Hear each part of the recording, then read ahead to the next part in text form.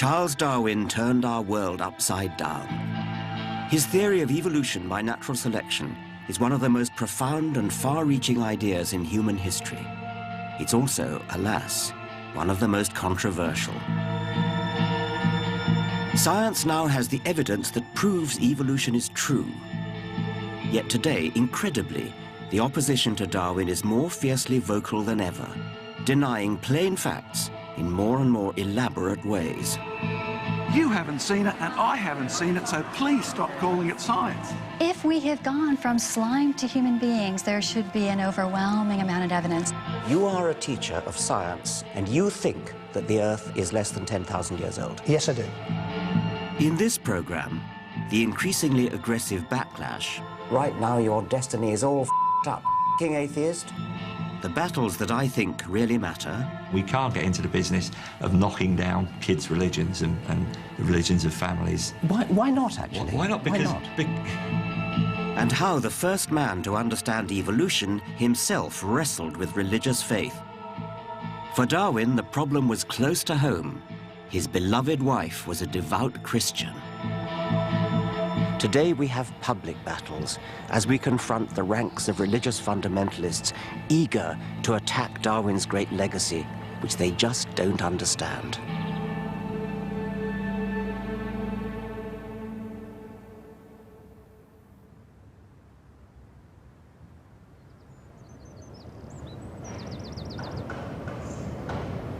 When I was a young boy, I looked to God to explain life.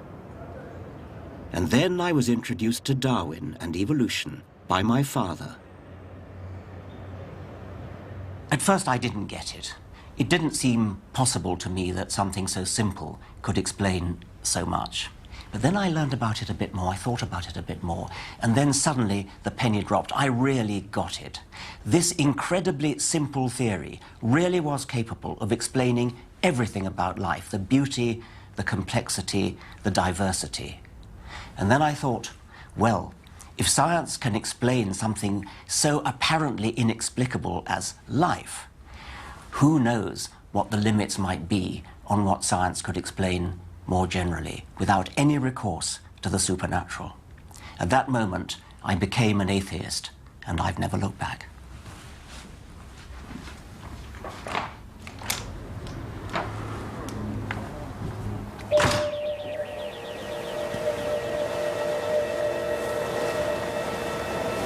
Charles Darwin, too, changed his mind about this biggest of questions. As a young man, during his voyage on the Beagle, Darwin still believed that God had created the world and everything in it. But then he came across more and more evidence that showed that life must have evolved.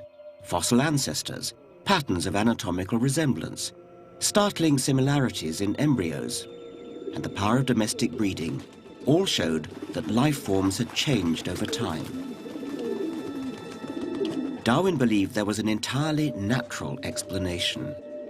All animals vary, and in the competition of nature, some variations are more successful and more likely to reproduce than others, passing their variation on.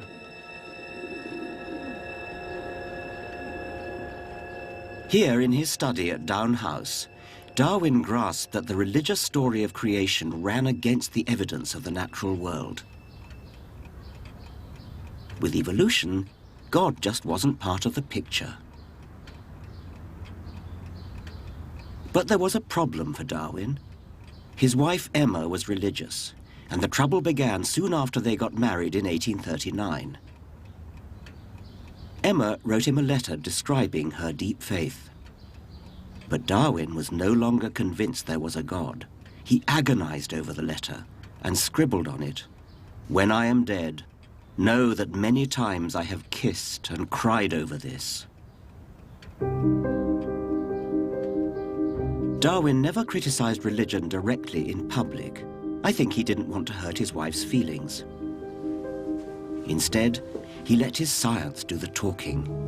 He predicted that science would bring about a gradual illumination of minds. Yet, sadly today, it seems harder and harder for people to see the light.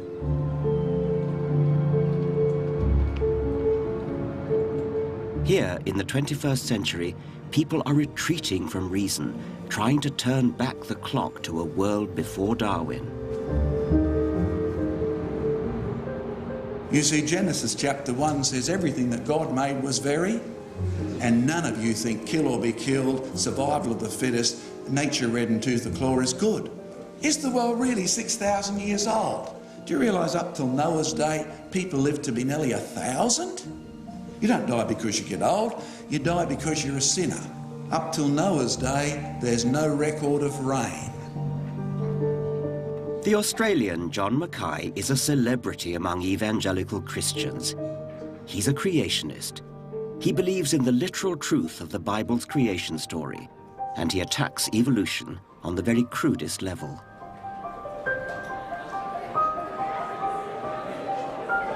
So I didn't grow up brainwashed with this. It's the result of finishing my university course, listening to students say, if evolution is true, why can't we see it happening? Third-year genetics question to the professor.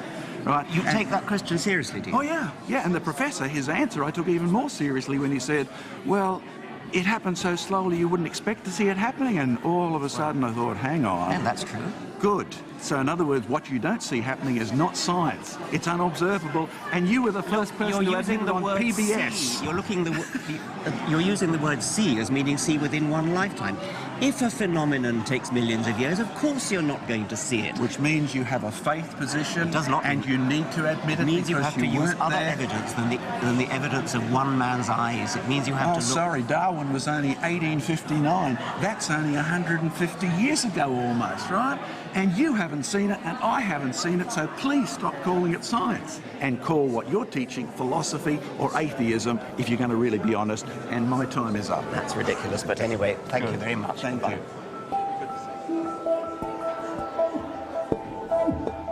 The refusal to believe in anything you can't see yourself is absurd.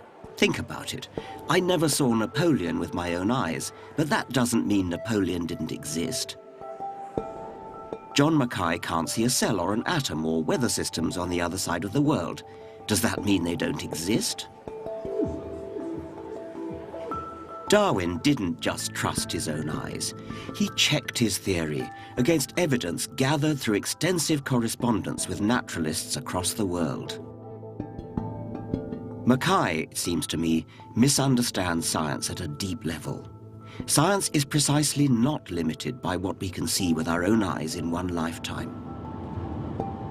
The whole wonderful endeavor of science is to investigate phenomena beyond human experience, from far-off galaxies to microscopic bacteria.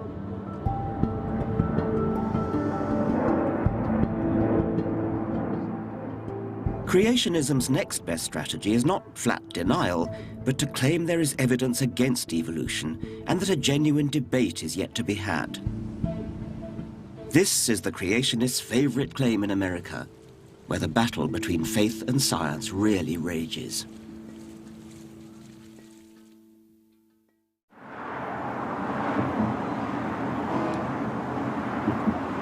Charles Darwin's struggle with religion was private. Today, the battle has become public. In my lifetime, opposition to evolution has grown, particularly in the United States.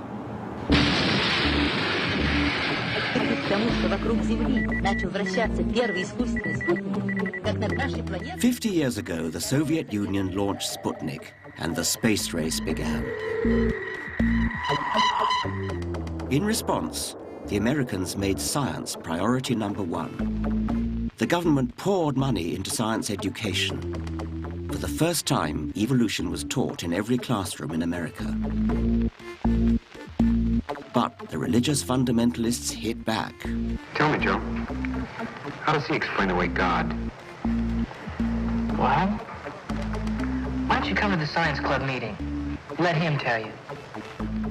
To defend their Bible against the biologists, they developed creation science, a bizarre fusion of scientific language and religious doctrine that they touted as a real alternative to evolution. Our eyes are amazing little instruments.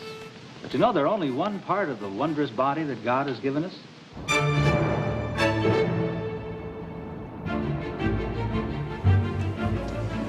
I worry that this is brainwashing, not science. And I've felt compelled to take a stand. 40 yes, no. My book, The God Delusion, has put me firmly in the front line in the battle between religion and reason. Can I sign in, Richard Dawkins? Hello, hello. I'm one of your biggest fans.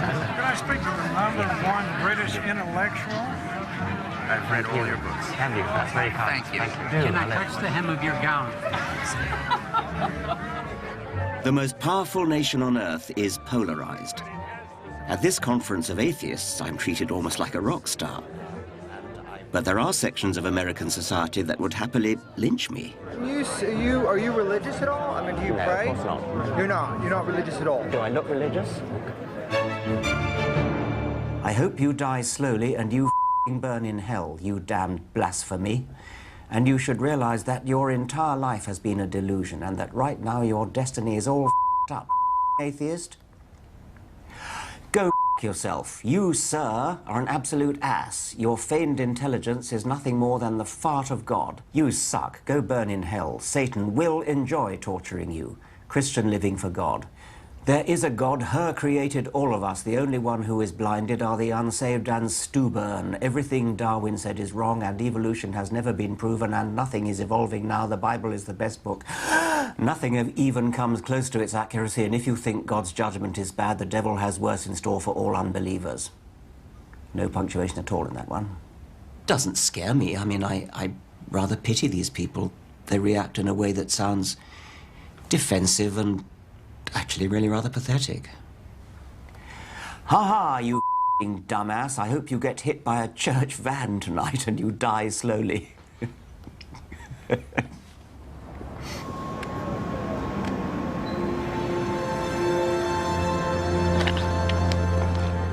But there's also an entirely different kind of opposition, slick in style and with a more polished line of attack.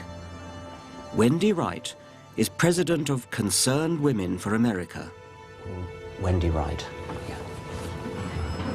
She represents 500,000 evangelical women concerned about issues ranging from lesbians on TV to poor old Darwin. Hello, I'm here to see Wendy Wright. Okay, great. I'll take you right in. Thank you very much. I worry that her organization would condemn American children to ignorance by attacking sound scientific evidence. Why is it so important to you that people not believe in a creator?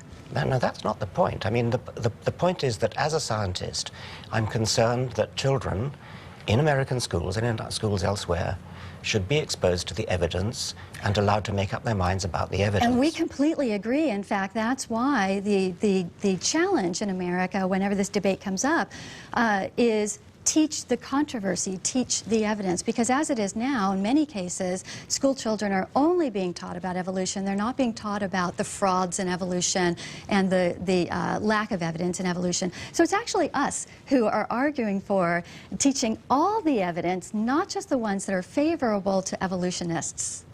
Well, you could say which controversy. I mean, Teach the controversy. Sounds wonderful, doesn't it? And it would be if it was a controversy between equally valid points of view, but it isn't. I doubt if Wendy Wright would teach the controversy about the Earth being flat, because the evidence for the Earth being a sphere is so massive. There's also massive evidence in favor of evolution, but she doesn't seem to want to know about it. Oh, really? And actually, the way you have framed this and your very closed-mindedness really is a very good example of the kind of censorship we see within the scientific community that won't even allow discussion about the controversy. If evolution had occurred, then surely, whether it's going from birds to mammals or even beyond that, surely there'd be at least one There's a evidence. massive amount of evidence. I'm sorry, but you people keep repeating that like a kind of mantra because you just listen to each other. I mean, if only you would just open your eyes and look at the evidence. Show it to me. Show me the bones. Show me the carcass. Show me the evidence of the in-between stage from one species to another. Go and look at some modern paleontology labs. Go and talk to some modern paleontologists. Just look at that evidence. It's beautiful. The evidence for the transition between the reptilian jaw and the mammalian jaw. The reptilian jaw has several bones. The mammalian lower jaw has only one bone. And the other bones that were in the reptile have now moved into the inner ear. It's a beautiful transition. There are so many beautiful stories. I mean, you'd be fascinated.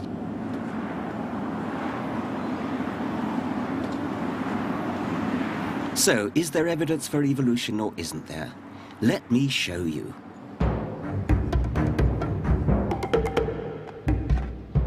I'll begin with fossils. There are now literally millions of fossils in museums all over the world. They've been dated and documented, and the relationships between them analyzed. When mapped out through time, the anatomical connections can only be explained by evolution. All life is related in a vast family tree. Fossils also show how life forms change over time along individual branches of the tree. Look at these skulls. The so-called missing links show the growth of our ancestors' brains over the last 3 million years, as we evolved from something like a chimp on hind legs to modern humans.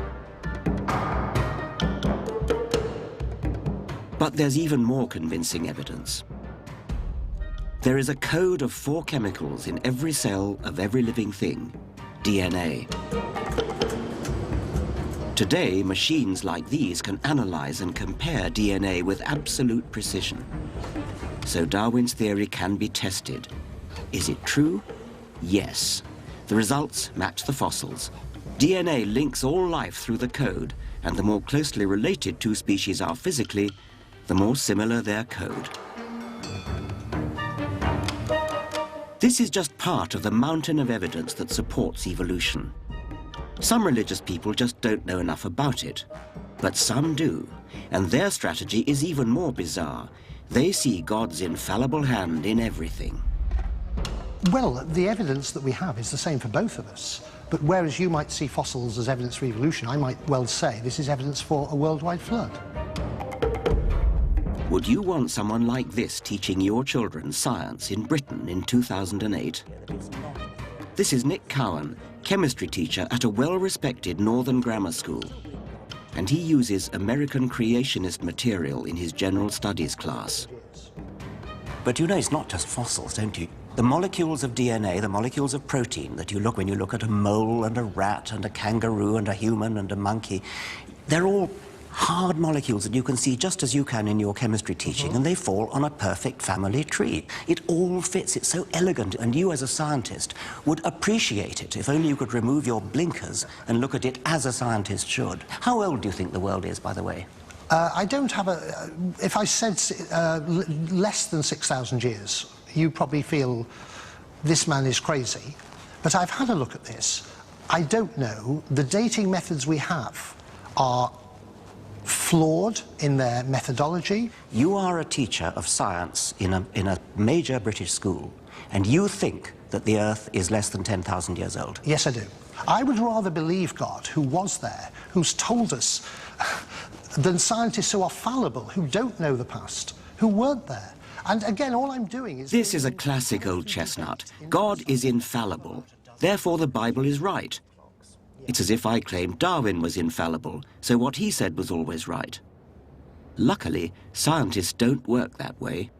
We sustain our ideas not through sacred texts, but through reason and evidence. And again, all I'm doing is bringing healthy debate into the science lesson. We have about a dozen different radioactive clocks, and they all point to roughly the same answer, which is that the world is between 4 and 5 billion years old. And when you say God told us, you're talking about a particular document for which there is no particular historical authenticity, and you're putting that above the whole of science, and you are a science teacher. If there is a God, his word must be more important than the work of fallible human scientists. I'm all in favour of teaching children to think for themselves and to question for themselves. That's great. But there are limits to that. And I think that when the evidence is so massive, you owe it to the children to teach them what the evidence is.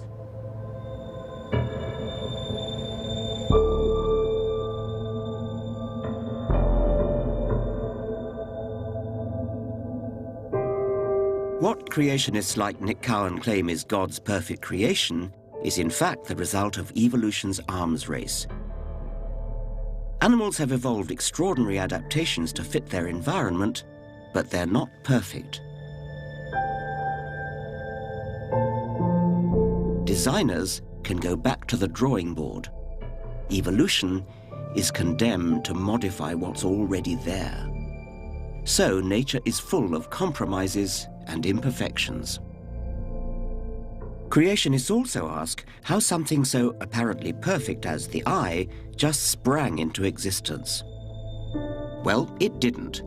The basic chemistry that makes up a light-sensitive cell is shared right across the animal kingdom, and natural selection has seized on this time and time again.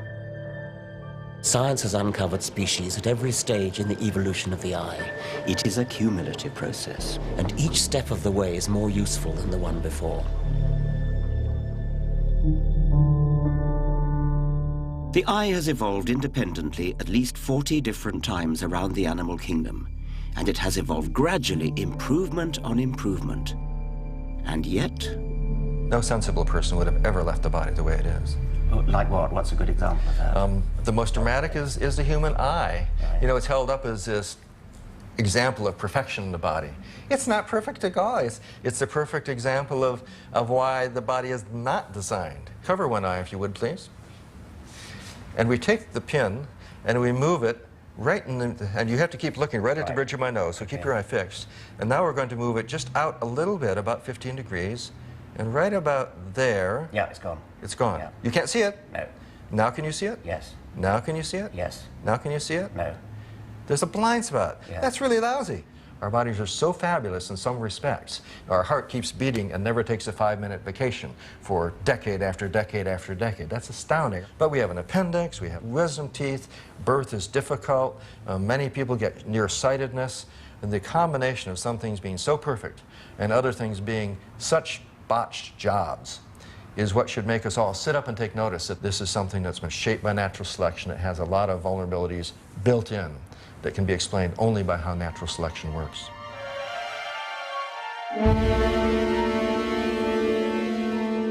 So our botched, compromised bodies are themselves evidence of evolution. They're shot through with history. Evolution is a fact.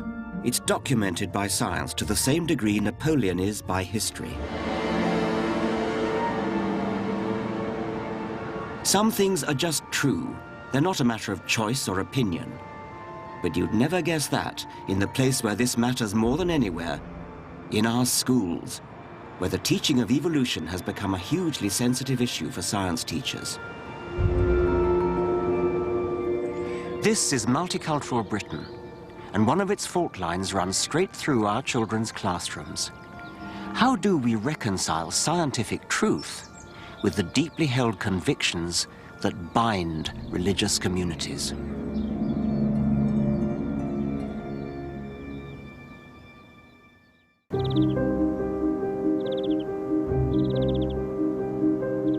Charles Darwin was the first person to grasp the extraordinary idea that life on Earth had evolved without the intervention of any god. And I've always been intrigued by how he himself wrestled with what that meant for religion. Darwin was deeply worried about how religion spread, not through reason and evidence, but by being seeded in children's minds at a young age at school. He wrote that it would become as difficult for them to throw off their belief in God as for a monkey to throw off its instinctive fear and hatred of a snake. Darwin became concerned by what he saw as the stupid classical education at Rugby School, dulling his eldest son William's once lively mind. So he was prepared to brave the snobbery of Victorian society to send his 4 other sons to the less prestigious Clapham Grammar School, because it had strong science education. 150 years later, Darwin would find reason to be equally anxious about what his children were being taught at school. The compromised values of multicultural Britain mean that teachers hesitate to offend the religious beliefs of their pupils, even when these directly contradict scientific fact.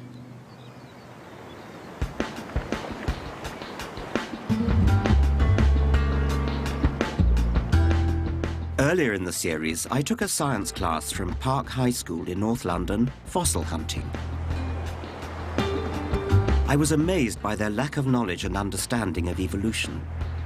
So, what do their science teachers have to say about this?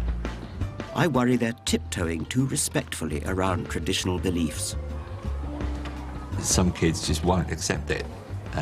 You know, that they're brought up in families where they just don't believe it, and that's an end to it. There's no lack of understanding of it necessarily. It's just, you know, we can't get into the business of knocking down kids' religions and the religions of families. Why not, actually? Why not? Because because we teach science, and I would not feel comfortable talking about anything but science. So if I present the scientific case and I make sure they understand the scientific case, I think I've done my job. Yeah. But their acceptance of it is a separate issue.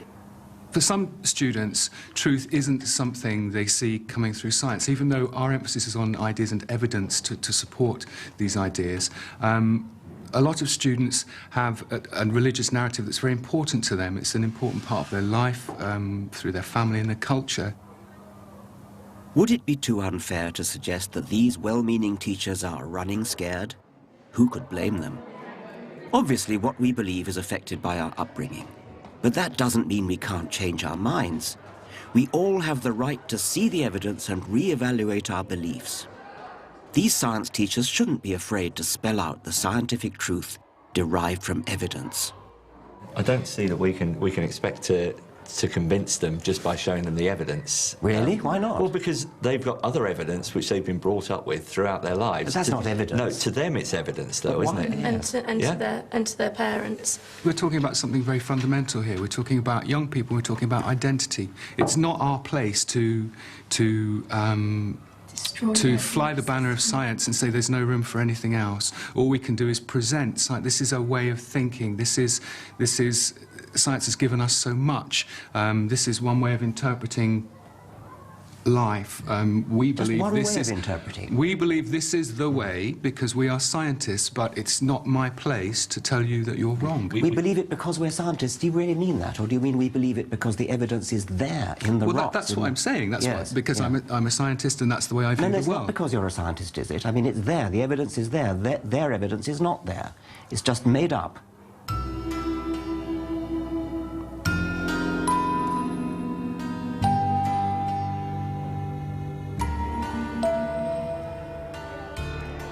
You don't believe that the Earth is round only if you're an astronaut.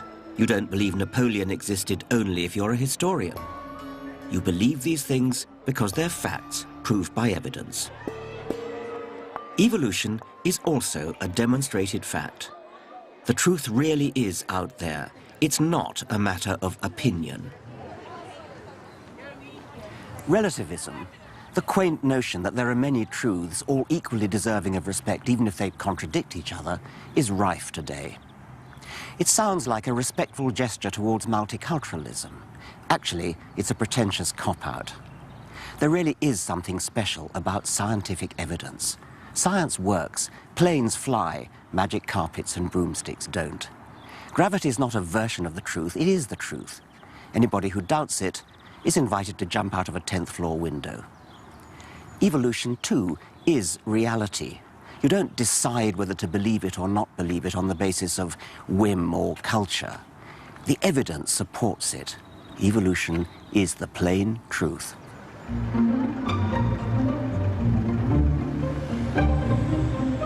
Where has all this wobbling come from? Well, it started right back in the 19th century, in Darwin's time. Rather than just denying the evidence, the Church of England developed the most sophisticated strategy to face the challenge of evolution. It saw evolution as one truth within a bigger one, and embraced Darwin in what one might call a comfortable relativist fudge. Science would explain the workings of nature, and God could take the credit for getting science started in the first place. It's a subtle argument put forward by the most powerful Christians in the world. Let's take it on in its modern guise. Darwinism as a theory of how evolution works, a highly plausible, highly credible theory about biological history. I don't have a problem with that.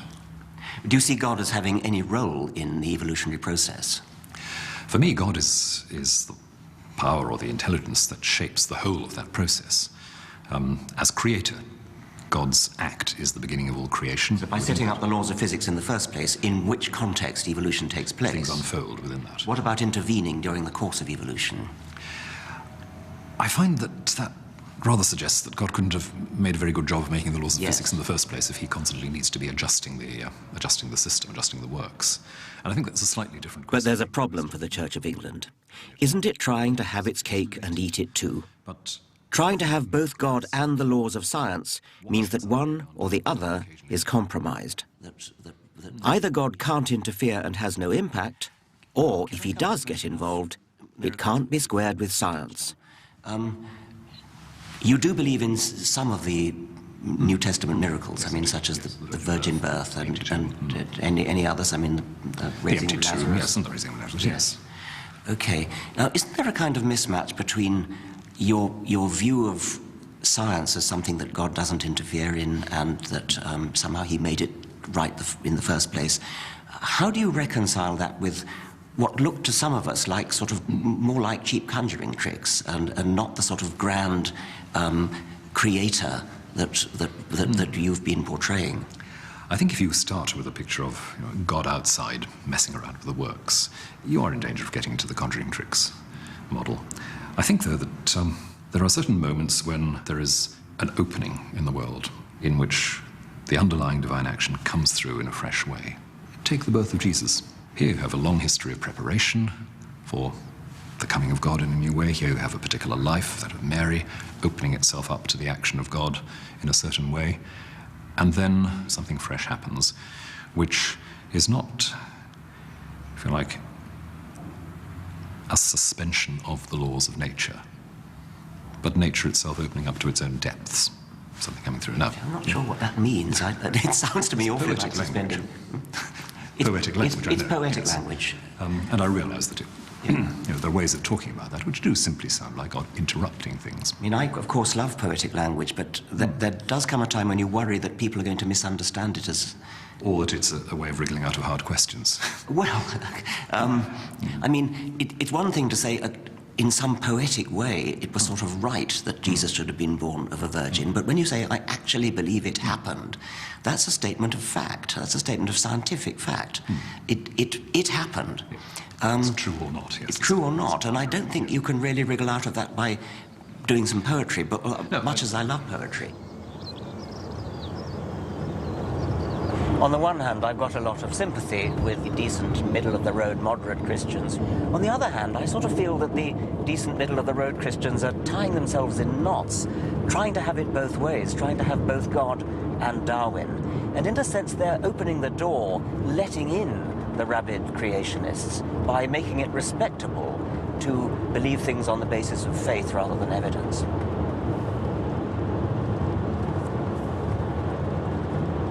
So, deny, attack, absorb.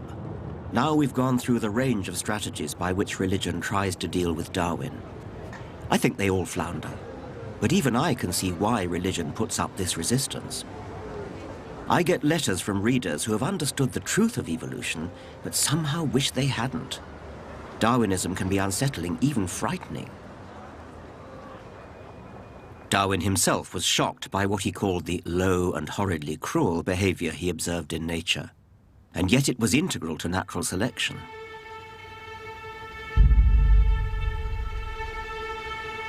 One piece of research shook Darwin to his core. He knew how some insects, like this parasitic wasp, lay eggs in the larvae of other insects so that their young, when hatched, can feed on them.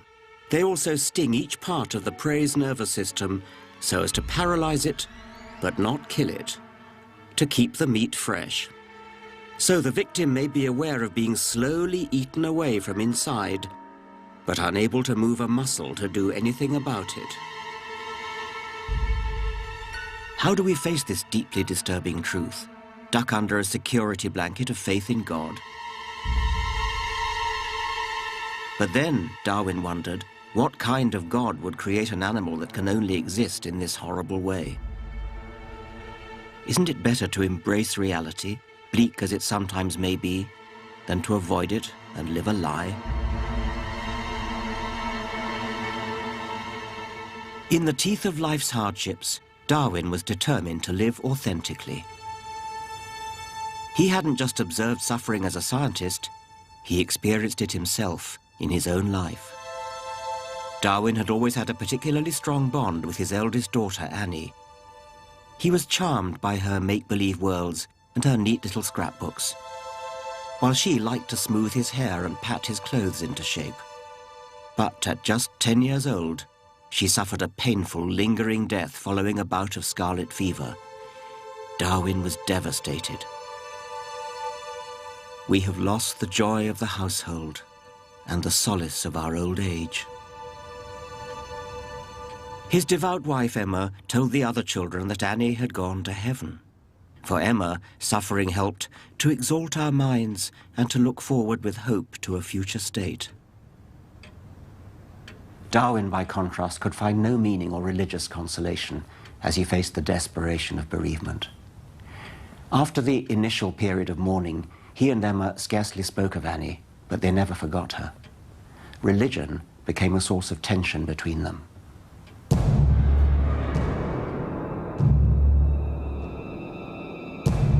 Finally, I think the tension had to spill out. In his 60s, Darwin wrote an autobiography in which he revealed his anger at what he called the manifestly false Bible story. And he added, "I can indeed hardly see how anyone ought to wish Christianity to be true, for if so, the plain language of the text seems to show that the men who do not believe, and this would include my father, brother, and almost all my best friends, will be everlastingly punished. And this is a damnable doctrine."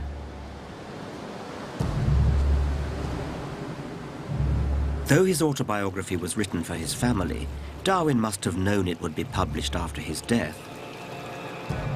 And he grasped the opportunity to finally say in public what he had long struggled with in private. But if Darwinism demolishes the religious delusion, what can go in its place? How did Darwin himself find consolation in a godless universe?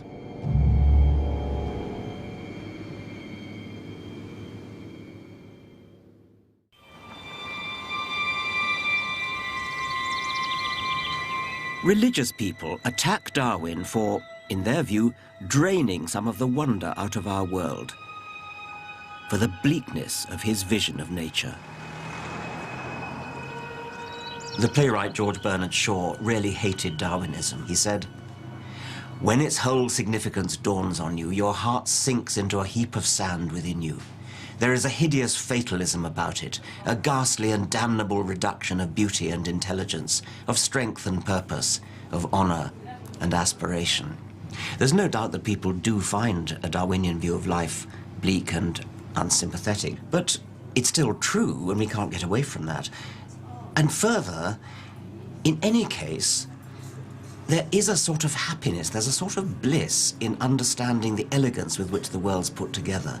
And Darwinian natural selection is a supremely elegant idea. It really does make everything fall into place and make sense. And I find great consolation, great happiness in that level of understanding.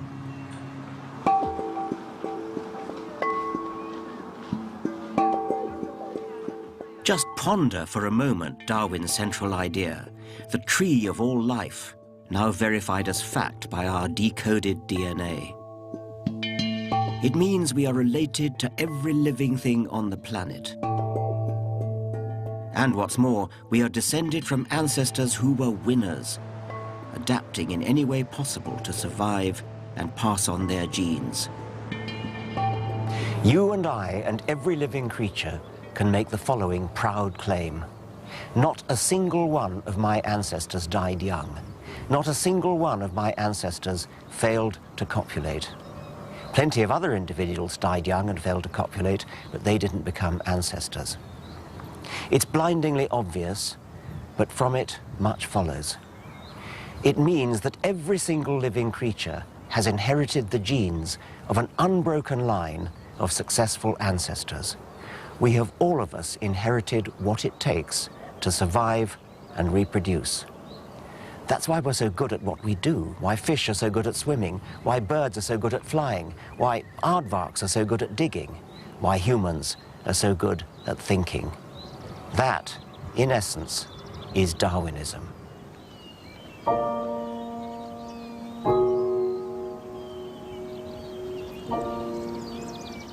Darwin had to bury 2 more of his children in his lifetime. Another daughter and a son died in early infancy. In memory of Mary Eleanor and Charles Waring, children of Charles Darwin. Darwin confronted grief in his own way. He found solace, I think, in the very earth in which he had to bury his children. For his last book, he turned to earthworms. Darwin was fascinated by how, little by little, over huge lengths of time, their slow turning of the soil churned the whole surface of the earth. Nature's ploughs had their own extraordinary underground economy, a damp, dark, life-and-death struggle, to which we humans were totally oblivious. I doubt, Darwin wrote, whether there are many other animals which have played so important a part in the history of the world.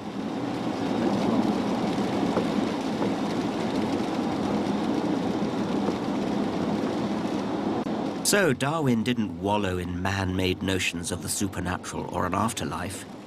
His down-to-earth wonder at nature was his cure for loss of faith. I'm going to visit someone with a similar outlook, the philosopher Dan Dennett. I've known him for 25 years. We're the same age, but I think of him as a kind of intellectual elder brother. But recently, he had a brush with mortality. There was a terrible crisis with his heart, and his friends were all told that he was going to die. It was a very scary moment. Afterwards, when he was recovering in hospital, he made the point that many of his friends had said that they prayed for him, and he thanked them, but then added, "And did you also sacrifice a goat?"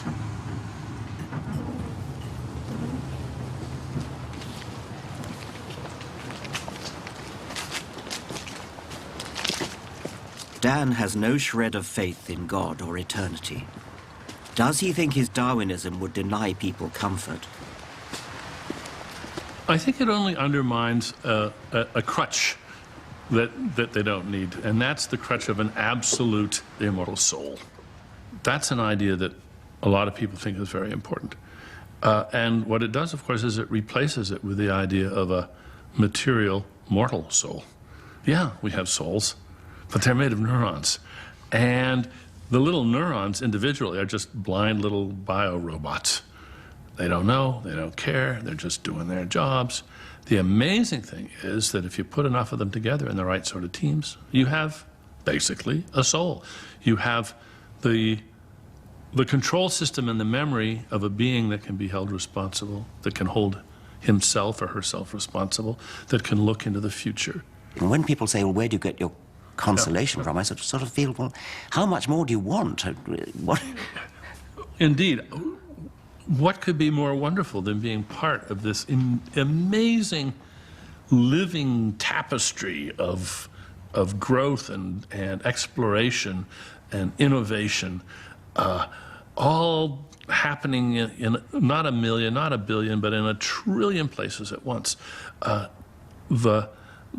Just to look just at our planet, the exuberance of the life processes going on around us and all of the creativity that is there is just stunning. It's great to wake up in the morning and realize that you're a part of this. And not only are we a part of it, but we can reflect on the fact that our ability to realize that, our ability to understand it and to exult in it, is itself the product of the same process. Our brains that are so capable of appreciating this have been produced by the very same process that we are now appreciating. Sometimes I like to say the planet has grown a nervous system, and it's us.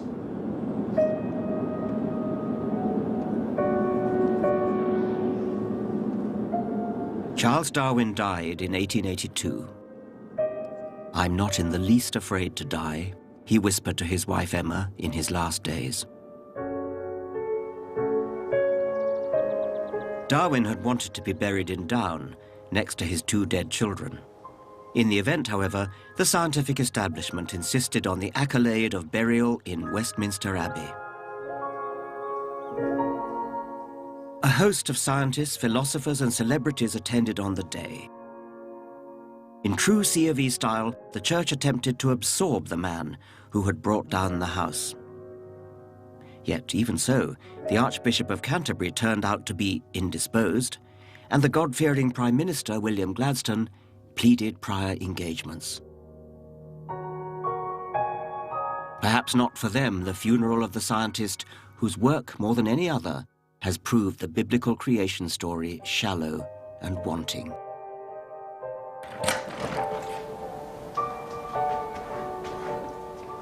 I revere Charles Darwin. He made sense of life. The world is amazing, even more amazing than Darwin knew. And the more we discover, the more petty our little private beliefs seem. Does Darwinism leave a gaping hole where religion once was?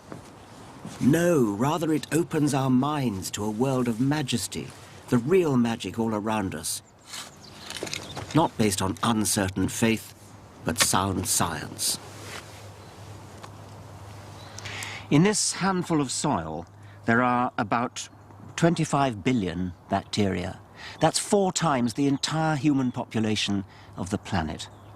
We humans and the animals we can actually see are a tiny fraction of life on Earth.